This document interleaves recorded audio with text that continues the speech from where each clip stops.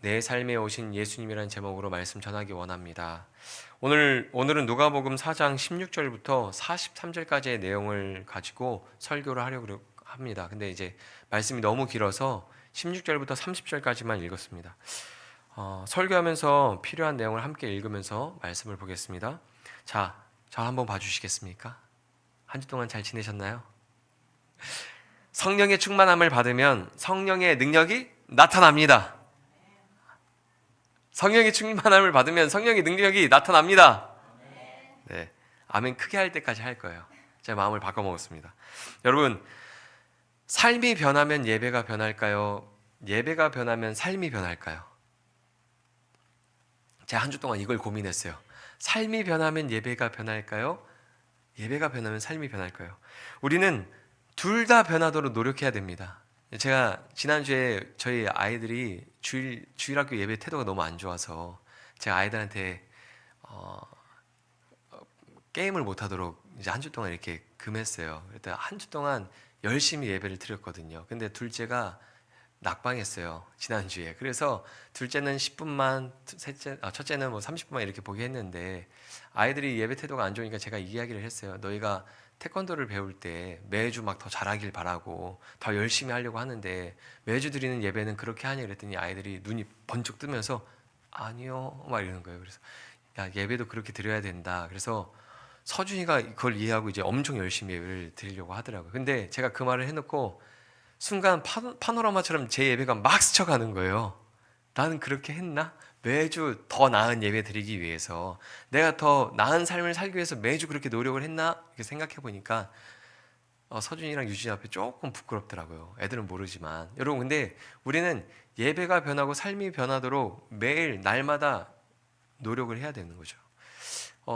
만약에 예배 때 다리를 떠는 사람이 있다고 생각해 보세요. 근데 이 습관을 고치고 싶어요. 그럼 어떻게 고쳐야 될까? 예배 때는 다리를 묶어놓고 못 움직이게 하면 될까요? 어떻게 해야 될까요? 평상시 일상생활 속에서 다리를 떠지 않도록 노력을 해야겠죠. 우리의 삶과 예배는 연결되어 있거든요. 예배를 통해서 삶이 변화될 수도 있고, 삶의 변화를 노력하고 말씀을 따라 살아가다 보면 예배가 변할 수 있는 거거든요. 그러니까 우리는 삶이 변하고 예배가 변하도록 노력해야 됩니다. 성령의 충만함을 받고 성령의 능력이 바로 나타나는 건 특별한 경우라고 말씀드렸죠. 일반적으로 성령의 충만함을 받으면 믿음을 증명해야 하는 시험과 유혹을 마주하게 됩니다. 제가 지난 한 주 동안 마음이 굉장히 괴로웠어요. 지난주에 제가 설교하면서 웃으면서 제가 한 주 동안 여러분에게 유혹과 시험이 있을 것입니다 라고 이렇게 말을 했는데, 정말 엄청나게 많은 시험과 유혹이 있었죠. 한 주 동안. 저뿐만 아니고 교회 안에 있는 모든 성도님들에게 여러 가지 일들이 많았습니다.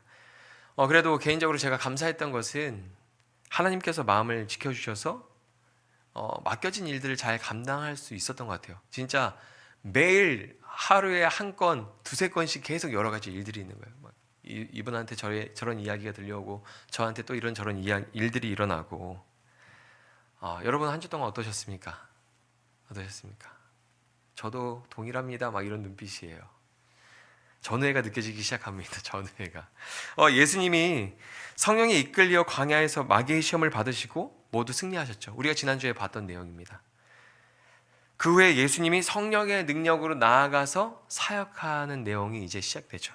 이제 본격적으로 아주 버라이어티한 이야기들이 시작됩니다. 지난주에 많은 시험을 겪었잖아요, 우리가. 이제 우리의 삶에서도 이제 시험이 좀 지나가고 성령의 능력이 나타나는 한 주가 되기를 소망합니다. 한 주가 되는 성령의 능력이 나타나는 한 주가 되기를 소망합니다. 이제 아멘 할 때 우리 이제 바꿔야 돼. 아멘 스타일을. 아멘 이렇게 안 하고 아멘 이렇게 좀, 우리가 보세요. 우리가 삶을 바꾸고 예배를 바꿔야 되거든요. 그럼 하나님의 능력이 임하고 성령이 임재 가운데 우리가 변할 수 있습니다. 제가 고민을 해봤어요. 아멘을 힘있게 하면 예배가 어떻게 달라질까? 잘 모르시겠죠? 해보면 느껴집니다. 자, 한 주 동안 성령의 능력으로 승리하시기를 축복합니다. 네, 아멘. 네, 예수님은 안식일에 회당에 가셔서 이사야서에 기록된 내용을 읽고 가르치셨습니다. 예수님이 회당에서 읽으신 내용은 이런 내용입니다. 주 여호와의 영이 내게 내리셨으니 이는 여호와께서 내게 기름을 부으사 가난한 자에게 아름다운 소식을 전하게 하려 하심이라. 나를 보내사 마음이 상한 자를 고치며 포로된 자에게 자유를, 갇힌 자에게 노임을 선포하며 여호와의 은혜의 해와 우리 하나님의 보복의 날을 선포하며 모든 슬픈 자를 위로하되. 아멘. 이사야서는 성령이 임하시면 일어나는 현상에 대해서 말하고 있습니다. 성령님이 임하시면 어떤 일이 일어납니까? 말씀에서 첫 번째, 가난한 자들에게 아름다운 소식이 전파됩니다. 말씀을 가르치고 구원의 복음이 전파되는 일들이 일어나는 거예요. 두 번째, 마음이 상한 자가 고침을 받습니다. 여러분 아시죠? 마음이 상하면 고침받기가 쉽지 않아요.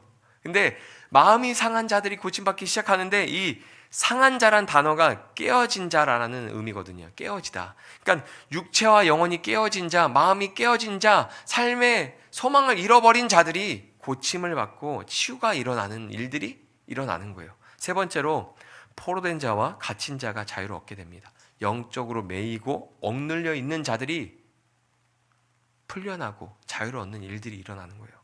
우리가 아까 찬양했죠. 선한 능력으로 일어서리. 성령이 임하시면, 하나님의 나라가 우리 가운데 임하면 이런 일들이 일어나는 거예요. 이사야서는 하나님의 나라가 임하면 이러한 일들이 일어날 것이라고 말씀하고 있습니다. 그런데 이 말씀을 읽으시고 예수님이 딱 한마디만 하세요. 여러분 보세요. 우리가 보통 성경을 읽으면 자기가 느끼고 깨달은 것을 이렇게 좀 나눠야 하는데, 예수님이 이사야서를 읽은 다음에 딱 한마디만 하시는 거예요. 뭐라고 말씀하세요? 이렇게 말합니다. 이 글이 오늘 너희 귀에 응하였느니라. 예수님은 회당에 모인 사람들 앞에서 이사야서 말씀을 낭독한 다음에 그 말씀을 들었던 사람들에게 뭐라고 말하냐면, 너희가 들은 이 말씀이 너희가 듣는 순간 성취되었다, 이렇게 말을 하는 거예요. 무슨 말일까요? 예수님이 지금 하나님 나라를 가지고 오신 메시아라는 거예요. 예수님이 지금 하나님 나라를 가지고 오신 구원자라고 자신을 드러내신 겁니다. 그러자 사람들의 반응이 어떻습니까? 이렇게 말하죠. 이 사람이 요셉의 아들이 아니냐? 예수님은 하나님의 나라를 가지고 오신 구원자라고 자신을 드러내셨습니다. 그런데 사람들은 그냥 예수님을 어떻게 보고 있습니까? 어떤 시선으로 바라봐요? 저 사람은 요셉의 아들이 아니냐? 그리고 예수님에게 이렇게 말하죠. 네가 정말 메시아라면 가버나움에서 행했던 그 이적을 우리한테 보여줘 봐라. 이게 뭐예요? 조롱하는 거예요. 보여줘도 안 믿을 거예요. 오늘 본문에는 예수님께서 성령의 능력으로 나아가서 하신 일 3가지를 기록하고 있습니다. 제가 30절까지만 읽었지만 16절부터 43절까지 쭉 전체 내용을 설교한다 그랬잖아요. 그 모든 내용을 보면 성령의 능력을 받으시고 예수님이 행하신 3가지 일을 기록하고 있어요. 여러분 성경책을 한번 펴보시겠어요? 성경책을 보면 소제목이 있습니다. 한번 그걸 보면서 설교를 한번 들어보세요. 자, 성령의 충만함을 받고 성령의 능력으로 나아가신 예수님이 첫 번째 성경을 가르치시고 복음을 전파합니다. 오늘 누가복음 4장 14절 위에 보면 소제목이 있죠. 갈릴리 여러 회당에서 가르치시다. 예수님이 가르치기 시작하시는 거예요. 두 번째, 예수님이 더러운 귀신을 쫓아내십니다. 31절 위에 소제목이 있죠. 그리고 예수님이 병든 자를 고치시기 시작하는데 38절 위에 온갖 병자들을 고치신다. 예수님이 가는 곳마다 어떤 일이 일어나는 겁니까? 하나님의 말씀을 가르치고 복음이 전파되고 귀신이 떠나가고 귀신한테 억눌리고 묶여있던 사람들이 자유를 얻고 해방되고 병든 자들이 고침받고 치유되는 놀라운 일들이 일어나는 거예요. 예수님이 가신 곳마다 그 일들이 일어나는 거예요. 여러분, 그런데 중요한 것은 무엇이냐면 예수님이 가신 곳마다 그 일이 일어나고, 오늘 말씀 제목이 뭡니까? 내 삶에 오신 예수님이잖아요. 예수님이 우리 삶에 오시면 그런 일들이 우리 삶에 일어나는 거예요. 말씀을 따라 나아가는 모습들, 영적인 전쟁에서 승리하는 모습들, 내 어떤 육체와 마음과 영혼에 깨어진 것들이 새로워지고 치유되는 그런 역사들이 우리 안에 일어나게 되는 거죠. 여러분, 그 은혜를 사모하시길 바랍니다. 성경에 나오는 인물들은 이사야서에서 말씀하고 있는 메시아가 예수님이라는 말씀을 믿지 않고 조롱했어요. 그렇죠? 예수님이 회당에서 이사야서를 읽고 낭독한 다음에 내가 하나님 나라를 가지고 온 메시아다라고 말했을 때 사람들이 어떻게 했습니까? 예수님을 믿지 않고 조롱했습니다. 요셉이 아들이 아니냐? 이적을 보여봐라. 근데 보세요. 누가복음을 기록한 누가는 이 누가복음을 기록할 때 예수님이 가르치시고 귀신을 내쫓으시고 병든 자를 고치시는 내용을 하나씩 나열하면서 이사야서에서 말씀하시는 메시아가 예수님이라는 것을 보여주고 있습니다. 보세요. 성경 안에서는 지금 이사야서를 읽고 낭독하고 그 사람이 바로 나다, 하나님이 나를 가지고 온 메시아가 나다라고 말하고 있는데 사람들은 믿지 않고 조롱하잖아요. 근데 누가복음을 기록한 누가는 예수님이 가르치시고 귀신을 쫓아내시고 병든 자를 치유하신 그 내용을 나열하면서 이사야서에서 말씀하신 메시아가 예수님이라고 우리에게 가르쳐 주고 있는 거예요. 우리에게 그 예수님을 구주로 믿도록 이 성경을 기록한 것이죠. 사람들이 예수님을 믿지 않은 게 아니라 성경을 믿지 않은 겁니다. 믿지 않고 조롱하는 사람들에게 예수님이 이런 말씀을 하십니다. 오늘 본문 24절에서 27절입니다. 또 이르시되 내가 진실로 너희에게 이르노니 선지자가 고향에서는 환영을 받는 자가 없느니라.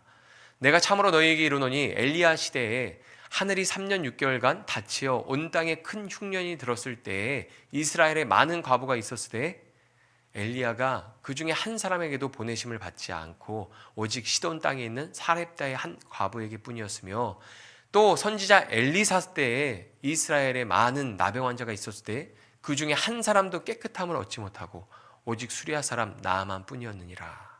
아멘. 예수님 지금 뭐라고 말씀하십니까? 이스라엘의 역사를 돌아보면서 말하는 거예요. 이스라엘 역사 속에서 선지자가 고향에서 인정을 받은 적이 없다고 말씀하십니다. 그리고 엘리야 시대 때 3년 6개월 동안 큰 흉년이 들었을 때 이스라엘 안에 수많은 과부가 있었지만 하나님의 도움을 받은 사람이 없었다는 거예요.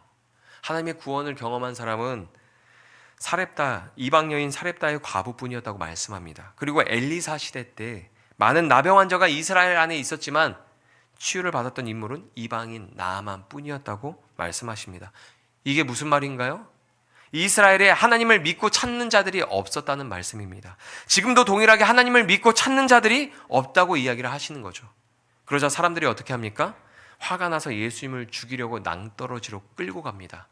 오늘 누가복음 4장 28절 29절 같이 읽어볼까요? 시작. 회당에 있는 자들이 이것을 들고 다 크게 화가 나서 일어나 동네 밖으로 쫓아내어 그 동네가 건설된 산 낭떠러지까지 끌고 가서 밀쳐 떨어뜨리고자 하되. 아멘. 제가 이 말씀 읽으면서 너무 화가 났어요. 감히 예수님한테 막 그러면서 낭떠러지를 끌고 가. 이거는 굉장히 폭력적인 행동이잖아요. 여기에서 끌고 가다에 사용된 단어는 마귀가 예수님을 시험할 때 사용된 단어와 동일한 단어입니다. 그러니까 지금 사람들이 어떤 일들을 하고 있는 거예요? 마귀가 예수님을 시험할 때 했던 그 행동을 동일하게 예수님한테 하고 있는 거예요. 누가복음 4장 9절 말씀 보면 이렇게 기록합니다. 또 이끌고 예루살렘으로 가서 성전 꼭대기에 세우고 이르되 내가 만일 하나님의 아들이어든 여기서 뛰어내리라. 아멘. 사람들이 예수님을 산 낭떠러지로 끌고 가다라는 단어와 마귀가 이끌고 예루살렘으로 가서 성전 꼭대기에 세우고 여기서 이끌고란 단어랑 동일한 단어예요. 성경을 믿는 사람들은 자기의 믿음이 성경과 다르다는 것을 알게 되면 어떻게 할까요? 성경을 믿어요. 근데 내 믿음이 성경과 다르네? 그것을 알게 되면 어떻게 될까요?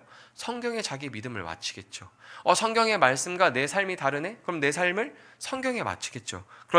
그러나 성경을 믿지 않고 다른 믿음을 가지고 있는 사람들은 성경과 다르다고 말하면 자기 신앙을 무시하고 자기를 인정하지 않는다고 생각해서 순식간에 폭력적이고 난폭하게 변합니다.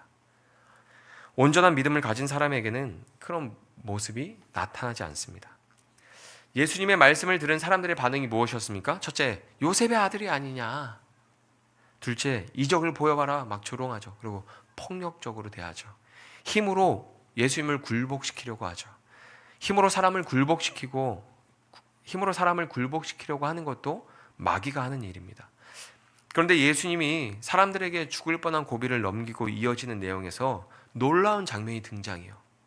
예수님이 회당에 가서 또 가르치시다가 귀신 들린 사람을 만납니다. 그때 귀신이 예수님을 보고 이렇게 말합니다. 오늘 본문 34절 35절입니다. 아, 나사렛 예수여, 우리가 당신과 무슨 상관이 있나이까? 우리를 멸하러 왔나이까? 나는 당신이 누구인 줄 아노니 하나님의 거룩한 자니이다. 예수께서 꾸짖어 이르시되 잠잠하고 그 사람에게서 나오라 하시니 귀신이 그 사람을 무리 중에 넘어뜨리고 나오되 그 사람은 상하지 아니한지라. 아멘. 여러분, 어떤 내용이 있습니까? 어떠한 놀라운 일들이 일어납니까? 회당에서 가르치는데 귀신 들린 사람을 만납니다. 그래서 예수님이 그 귀신을 쫓아내는데 귀신이 뭐라고 말합니까? 귀신이 예수님이 누군지 알고 있는 거예요. 하나님의 아들인 것을 알고 있습니다. 사람들은 모르는데 귀신은 예수님이 하나님의 아들 구원자라는 것을 알고 있습니다. 예수님을 죽이려고 했던 사람들과 귀신의 차이점이 무엇입니까? 사람들은 예수님을 요셉의 아들로 알고 있는데 귀신은 예수님을 하나님의 아들로 알고 있어요. 사람들은 예수님을 믿지 않고 배척했는데 귀신은 예수님의 건세에 순종합니다. 나가라 했더니 나가요. 그러나 여러분, 귀신이 가는 곳은 정해져 있습니다. 귀신이 어디로 갈까요? 어디로 갈까요? 지옥에 가죠. 예수님을 대하는 모습이 귀신보다 못하다면 가는 곳이 정해져 있지 않을까요? 여러분, 예수님은 하나님 나라를 가지고 오신 분입니다. 하나님의 아들로 이 땅에 오신 분입니다. 그분을 사랑하지 않고 원수처럼 대하는데 어떻게 하나님 나라에 들어갈 수 있겠습니까? 여러분, 하나님 나라는 예수님의 집입니다. 그 예수님을 괴롭히고 미워하는데 집에 초대를 받을 수 있을까요? 집에 들어가려고 하면 문을 열어주겠습니까? 그 안에서는 천국 잔치를 벌이고 있는데 괜히 분위기 망칠 거 아니에요. 예수님을 대하는 태도가 귀신보다 못하다면 어떻게 하나님 나라에 들어갈 수 있을까요? 예수님의 말씀을 듣고 귀신은 순종하는데 예수님의 말씀을 듣고 사람들은 비웃고 조롱합니다. 예수님을 죽이려고 했던 사람들과 귀신의 공통점이 있습니다. 차이점도 있는데 공통점이 있어요. 공통점이 무엇일까요? 예수님을 믿지 않아요. 예수님이 누군지 알아도 순종하지 않습니다. 믿지 않아요. 예수님을 대적합니다. 예수님은 시몬 베드로의 장모가 열병을 앓고 있을 때 찾아가서 고쳐주셨습니다. 보세요. 예수께서 일어나 회당에서 나가사 시몬의 집에 들어가시니 시몬의 장모가 중한 열병을 앓고 있는지라 사람들이 그를 위하여 예수께 구하니 예수께서 가까이 서서 열병을 꾸짖으신데 병이 떠나고 여자가 곧 일어나 그들에게 수종드니라. 여러분, 예수님께서 병을 꾸짖으시자 병이 나았습니다. 그리고 여자가 일어납니다. 죽으려고 하는 그 여자가 그냥 순식간에 그냥 일어나는 거예요. 여기서 일어나다에 사용된 헬라어는 죽은 자를 살리다, 태어나게 하다라는 의미를 가지고 있습니다. 예수님은 단순히 육체의 질병을 치료하신 분이 아니라, 치료하려고 오신 분이 아니라 우리를 새롭게 하기 위해서 오신 분입니다. 영원히 죽지 않은 부활의 몸으로 일으키시기 위해서 이 땅에 오신 분입니다. 그런데 여러분, 성경을 읽을 때 조금 이상한 거 없으셨어요? 없으셨어요? 잘 모르시겠어요? 저는 이게 너무 이상했어요. 보통 병을 고치면 우리가 안수 기도를 하든지, 성경에 보면 뭐 진흙을 이겨서 아픈 부위에 바르든지, 뭐 물에 가서 씻고 오라고 하든지 뭔가 그래야 될 것 같은데 예수님이 어떻게 하십니까? 병을 꾸짖습니다. 병이 굉장히 잘못한 것 같아요. 베드로의 장모님, 특별히 사랑하는 베드로의 장모님이 아파서 그 장모님을 아프게 해서 병을 꾸짖으셨을까요? 예수님, 좀 이상하지 않으세요? 병을 꾸짖어요. 보통 아프면 병을 꾸짖는 게 아니라 아픈 사람을 혼내거든요. 몸 관리를 못했거나 먹으면 안 되는 것을 먹고 아프니까 아픈 사람을 혼내는 걸 저는 많이 봤어요. 근데 병을 꾸짖는 것은 처음 봤습니다. 보세요, 막 감기 걸렸는데 아유 어쩌다 감기 걸렸어, 몸 좀 관리 좀 잘하지, 이게 아니라 너의 감기 내 이놈! 나가라! 막 이런 거예요. 요즘 독감 너무 심하잖아요. 예수님이 그렇게 하신 거예요. 근데 예수님이 꾸짖는 대상을 보면 예수님이 어떤 분인지 알 수 있습니다. 예수님이 귀신을 쫓아내실 때에도 귀신을 꾸짖으십니다. 같이 읽어보겠습니다. 시작. 예수께서 꾸짖어 이르시되 잠잠하고 그 사람에게서 나오라 하시니 귀신이 그 사람을 무리 중에 넘어뜨리고 나오되 그 사람은 상하지 아니한지라. 아멘. 예수님이 귀신을 꾸짖으셨지만 어떻습니까? 사람은 해를 당하지 않습니다. 귀신이 떠나면서 사람을 넘어뜨렸어요. 힘으로 넘어뜨렸습니다. 그런데 사람은 아무런 상처도 입지 않고 자유를 얻었습니다. 39절입니다. 예수께서 가까이 있어서 열병을 꾸짖으신데 병이 떠나고 여자가 곧 일어나 그들에게 수종드니라. 여러분, 예수님이 병을 꾸짖으시니까 여자가 새 삶을 얻었습니다. 저는 이 말씀 보면서 이런 생각이 들었어요. 완전 건강한 몸을 얻었을 것 같은 거예요. 이 베드로의 장모가 열병을 앓아서 죽을 고비에 있었을 때 예수님이 나와서 병을 꾸짖으실 때 그 병이 나갔는데, 그냥 그 병만 나간 게 아니라 그동안 앓았던 오십견, 치질, 불면증, 골다공증 그냥 다 사라졌을 것 같은 거예요. 그 시력도 좋아졌을 것 같아요. 완전 새로 태어난 삶이 되었을 것 같아요. 여러분 한번 생각해 보세요. 오늘 말씀에서 예수님이 회당에서 가르치시고 귀신을 쫓아내시고 병든 자를 고치시는 내용이 나옵니다. 이 말씀 중에서 우리가 지금 읽은 말씀 중에서 가장 꾸짖음을 당해야 할 대상이 누굴까요? 여러분, 회당에서 사람들을 가르치시고 귀신을 내쫓고 병든 자를 고치시는 이 말씀 안에서 가장 꾸짖음을 당해야 될 대상이 누굴까요? 저는 사람이라고 생각해요. 귀신은 예수님을 알고 순종했잖아요. 병은 그냥 병일 뿐이잖아요. 예수님한테 해코지한 게 없어요. 그런데 사람들은 예수님을 조롱하고 죽이려고 했죠. 오늘 말씀에서 제일 꾸짖음을 당해야 할 존재가 인간입니다. 하나님께 불순종하고 대적하는 인간, 하나님의 자리에 앉아서 왕노릇하고 하나님의 통치를 거부하고 자기 마음대로 살아가는 인간, 그 인간이 가장 꾸짖음을 당해야 할 것 같습니다. 그런데 예수님은 죄인을 꾸짖지 않으세요. 책망하지 않으세요. 그들을 사랑하시기 때문이고 그들에게 하나님 나라를 주러 오셨기 때문입니다. 저는 설교를 준비하면서 이 내용이 너무 충격적이었어요. 귀신을 꾸짖고 병을 꾸짖는데 사람들을 꾸짖지 않아요. 사람들이 어떻게 했어요? 그냥 네 요셉의 아들이잖아. 여기서 끝났으면 이해가 돼요. 근데 어떻게 합니까? 폭력적으로 이끌고 가서 낭떠러지에 던져서 죽이려고 했단 말이에요. 꾸짖지 않아요. 예수님이 사람들을 얼마나 사랑하시는지, 왜 죄인을 위해서 십자가를 지셨는지 조금 알 것 같더라고요. 사람을 사랑하신 거예요. 그들을 사랑하셨던 것 같아요. 이 말씀을 준비하면서 이 내용을 보니까 요한복음 3장 16절이랑 17절 말씀이 생각났습니다. 하나님이 세상을 이처럼 사랑하사 독생자를 주셨으니 이는 그를 믿는 자마다 멸망하지 않고 영생을 얻게 하려 하심이라. 하나님이 그 아들을 세상에 보내신 것은 세상을 심판하려 하심이 아니요, 세상을 꾸짖으려 하심이 아니요, 세상을 책망하려고 하심이 아니요, 그로 말미암아 세상이 구원을 받게 하려 하심이라. 우리는 나를 조롱하고 나를 힘으로 찍어 누르려고 하는 사람을 만나면 미워합니다. 원망합니다. 등을 돌리고 다시는 마주하고 싶지 않아 하죠. 예수님은 죄인을 책망하러, 심판하러 오신 게 아니라 아픈 그들을 살리려고 오셨습니다. 죄인이라서 아파서 그렇게 조롱하고 폭력적으로 예수님을 대하는 것을 잘 알고 계셨습니다. 예수님은 우리를 고치기 위해서 이 땅에 오신 의사 선생님입니다. 여러분, 예수님이 오셨습니다. 아담이 누리던 에덴 동산보다 훨씬 좋은 하나님의 나라를 가지고 오셨습니다. 성경이 분명히 말합니다.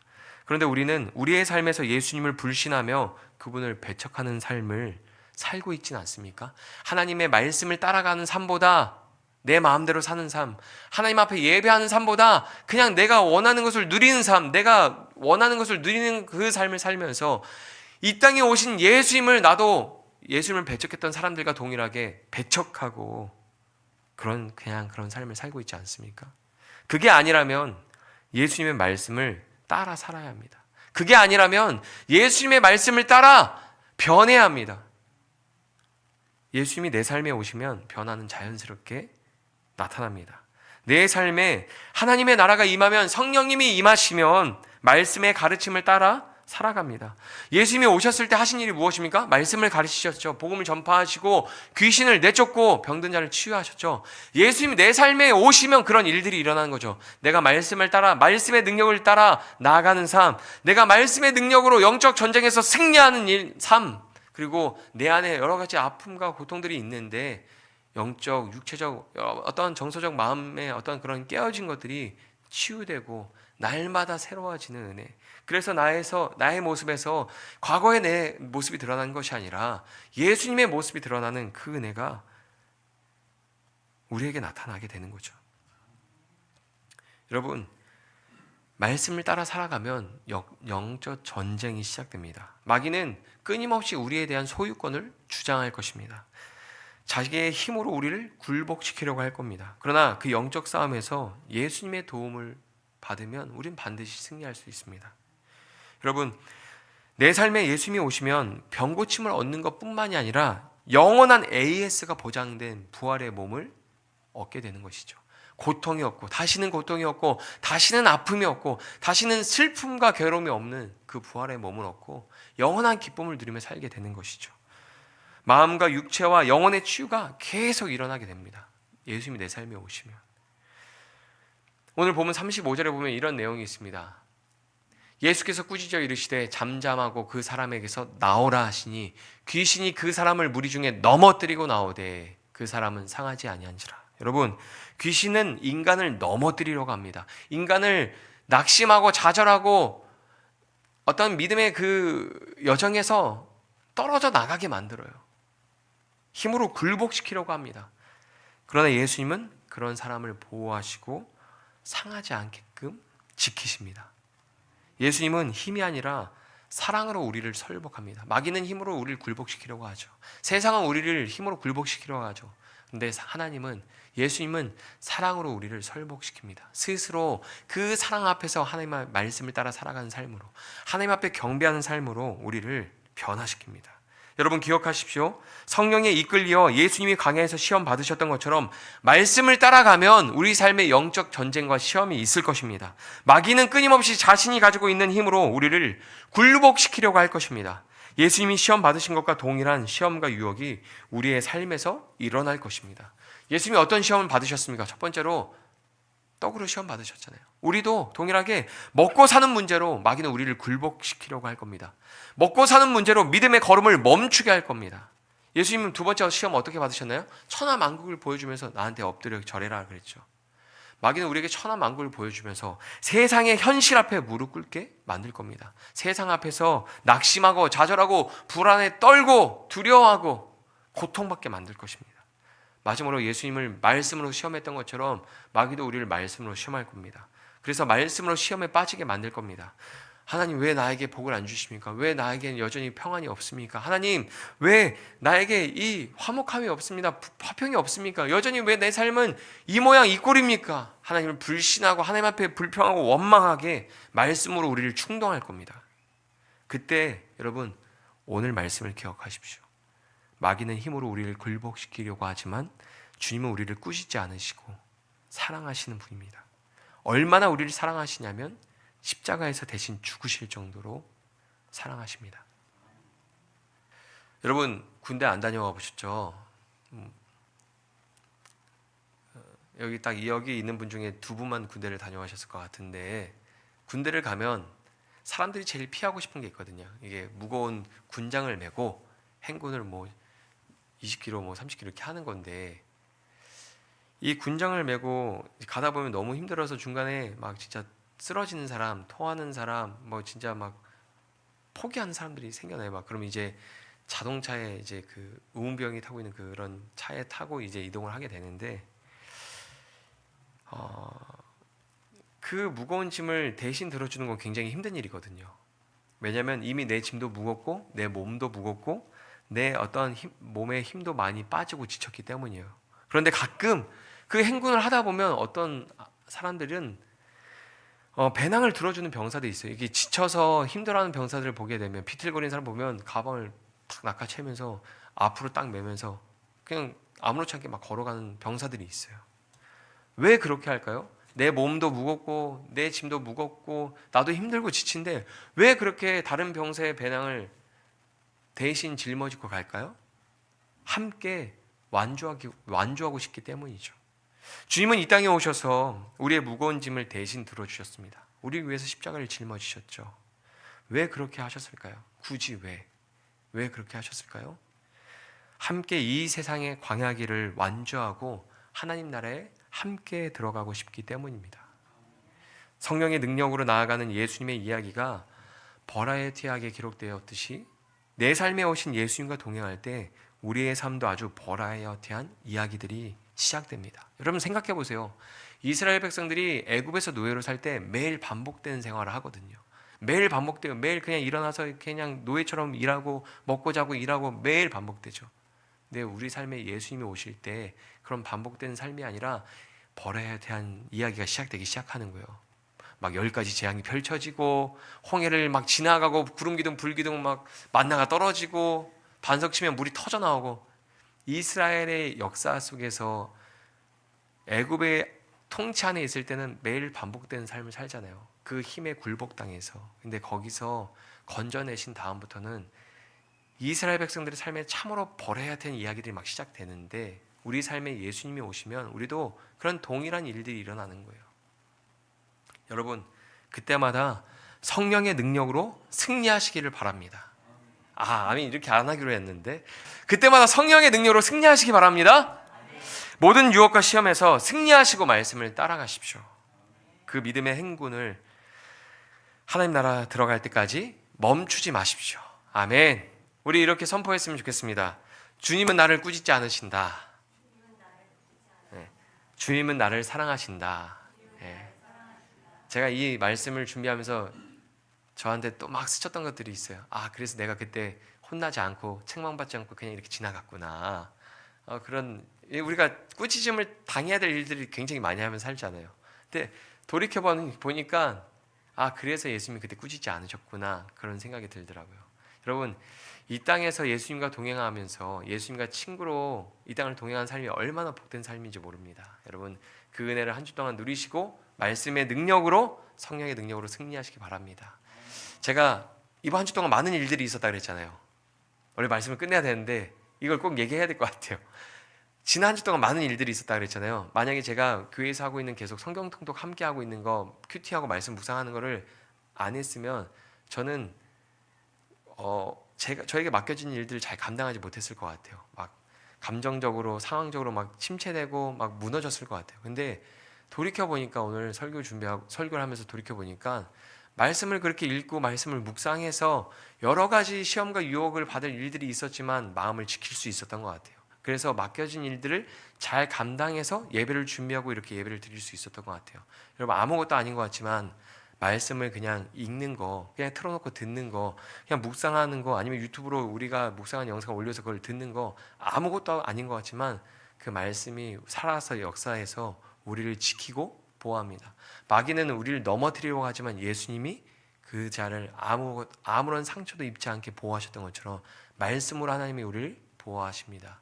말씀의 능력으로 여러분 꼭 한 주 동안 승리하시기를 축복합니다. 제가 우리 같이 기도하기 원합니다.